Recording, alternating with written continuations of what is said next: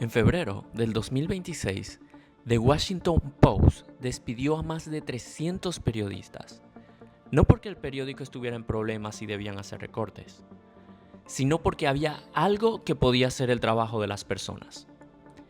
Ese mismo mes, Jack Dorsey, el fundador de Twitter, despidió al 40% de su empresa, 4,000 personas. La compañía era rentable, iba bien y aún así los mandó a casa. Su explicación fue fría. La inteligencia artificial ya podía ejecutar esas funciones sin necesidad de un ser humano. Y en marzo, un estudio sobre sistemas de inteligencia artificial que actúan solos, cubierto por medios con alcance de decenas de millones de personas, confirmó una incómoda realidad. Estos sistemas ya producen contenido, lo distribuyen y responden en tiempo real, sin entender lo que hacen, sin intención, sin la parte humana que hasta ahora le daba sentido a narrar. Estas tres noticias muestran una tendencia en el primer trimestre del año, sobre hacia dónde va el mundo. Y en el centro de las tres, una sola pregunta. Si la inteligencia artificial aprende a narrar, a estructurar, a distribuir, a sonar como nosotros, ¿qué queda de la parte orgánica del narrador? ¿Se puede reemplazar? ¿O ya se está reemplazando? En el libro del módulo 3 de Pensamiento Algorítmico de la Comunicación de la Universidad Santo Tomás, Diego Loaiza propone que ya existe un nuevo tipo de narrador. No es el periodista clásico formado en redacción y ética del oficio. Tampoco es la máquina. Es algo que vive en el espacio entre los dos. El narrador cyborg. Loaiza describe cómo los ecosistemas donde hoy circula el contenido han generado una forma de co-creación que nadie planeó del todo. Mentes humanas y sistemas de silicio construyendo relatos juntos. Híbridos por naturaleza, no por elección. Para Loaiza, mutar e hibridarse no es una opción que este narrador toma, es la condición básica de su existencia. Si se le extrae la parte orgánica, no queda un narrador mejorado, queda otra cosa. Eso es lo que hace que los despidos del Washington Post y del blog sean algo más que una decisión empresarial. Loaiza lo llamaría una hibridación forzada. El narrador cyborg no emerge porque los comunicadores lo eligieron. Emergen porque el mercado les dijo o se mezclan con la máquina o son prescindibles. La publicación sobre agentes autónomos lo lleva al otro extremo. Un agente produce y distribuye sin contexto humano.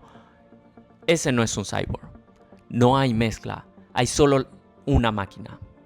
Y la parte híbrida desapareció, no porque alguien la eliminara, desapareció porque nadie la incluyó en el diseño. Yuval Noah Harari lleva años estudiando cómo los sistemas de comunicación cambian el poder. En Nexus recorre esta historia desde los primeros sistemas de escritura hasta los grandes modelos de lenguaje de hoy, y encuentra una pauta que se repite. Cada vez que aparece una nueva forma de manejar información, se reorganiza quién sabe, quién narra y quién decide. La diferencia ahora es la velocidad. Lo que antes tardaba generaciones, la IA lo hace en unos años. Harari plantea que la IA es el primer tipo de agente de la historia que toma decisiones de forma autónoma, sin ser consciente y sin tener deseos propios. No miente ni dice la verdad, simplemente procesa y genera. Y eso, para él, es más peligroso que una máquina que miente. Lo que hace que eso sea especialmente relevante para la pregunta que estamos tratando es lo que Harari llama intimidad computacional. La IA no arranca sabiendo cómo somos. Aprende nuestros patrones de consumo, nuestros ritmos narrativos, las estructuras emocionales que nos mueven. Y cuando aprende lo suficiente, deja de ser una herramienta. Se convierte en un interlocutor que nos conoce mejor que nosotros mismos. Harari advierte que cuando una red de información se vuelve suficientemente poderosa, ya no solo describe la realidad, empieza a moldearla. Lo que circula no es un reflejo de lo que pasa, sino una versión de lo que el sistema aprendió que queremos escuchar. Eso es lo que el estudio de los agentes autónomos ya documentó en la práctica. Y lo que ocurrió en Block cuando Dorsey decidió que la IA había aprendido suficiente, la intimidad computacional no derivó en colaboración, derivó en reemplazo.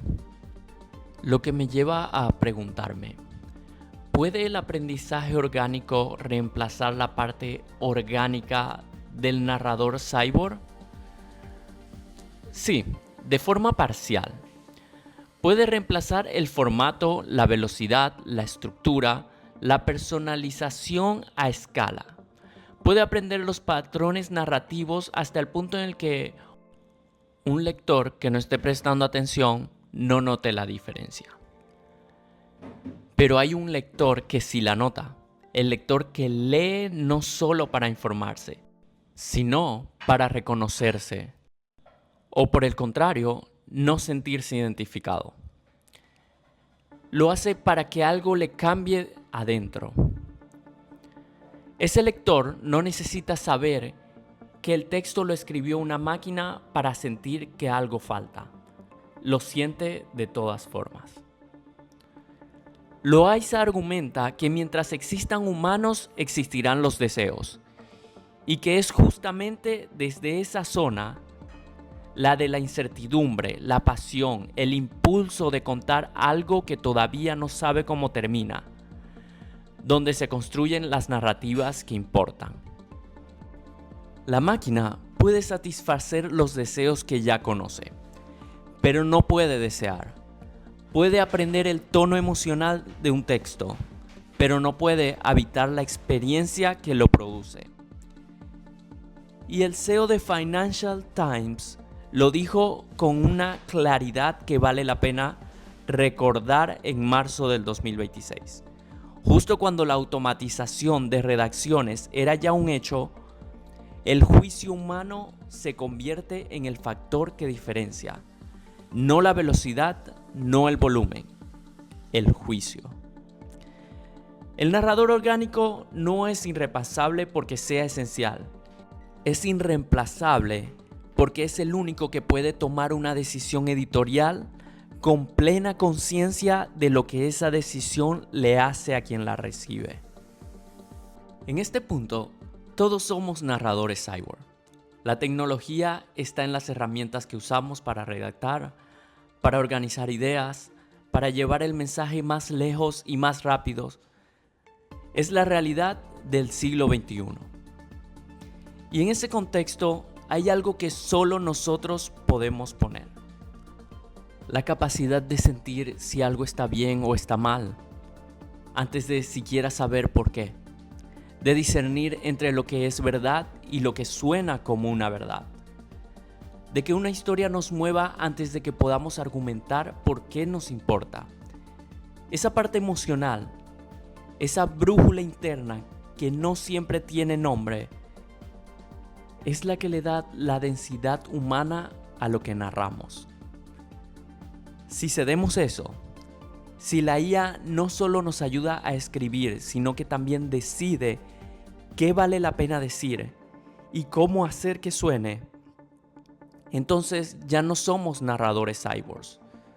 Somos el canal por donde pasa la máquina, y en ese momento sí somos reemplazables. No porque la IA sea mejor, sino porque nosotros dejamos de ser nosotros dentro del relato. Loayza lo anticipó en el cierre del capítulo 3 del libro de pensamiento algorítmico de la comunicación. El narrador cyborg ya es protagonista y lo podemos ver en diversos escenarios con aportes que empatizan con las realidades actuales y que están en sinergia con la producción mediática producidas por la algoritmización y las máquinas inteligentes. No podemos perderlos de vista y esa es la clave. pues es casi seguro que ellos nos seguirán la pista a nosotros. Finalmente, somos su audiencia. Los narradores cyborgs ya están entre nosotros.